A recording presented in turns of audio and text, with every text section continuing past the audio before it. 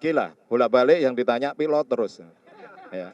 Nggak bosan-bosan, berita yang lain masih banyak. Ya. Jangan diungkap terus, nanti tambah bangga mereka. Yang jelas kita sudah berhasil menangkap beberapa KKB dan sudah menyita beberapa banyak senjata. Ya, dengan operasi teritorial, operasi Damai Karten yang kita laksanakan bersama Polri. Ya, tentang pilot tetap kita laksanakan pencarian.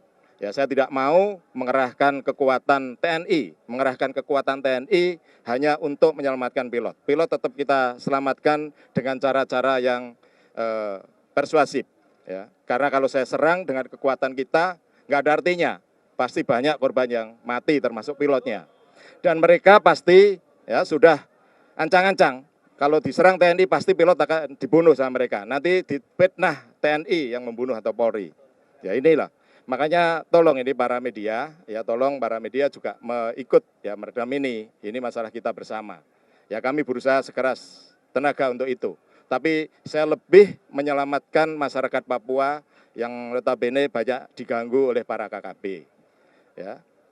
Jadi masih banyak ya permasalahan Papua yang harus kita tangani bersama. Ya pilot tetap ya menjadi prioritas kita. Namun saya tidak mau menggunakan cara-cara militer, ya cara-cara perang. Karena memang nanti kalau perang pasti banyak ruginya, ya pasti banyak penduduk, banyak masyarakat yang menjadi korban. Karena memang sengaja digunakan mereka sebagai tameng.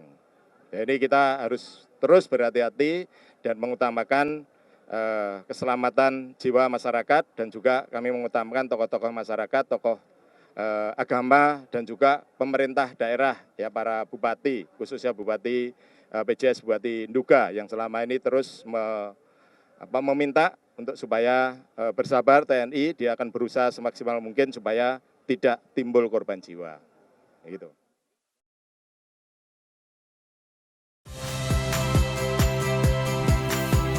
Saya Iriana Mardanus, saksikan program-program Kompas TV melalui siaran digital, pay TV, atau media streaming lainnya.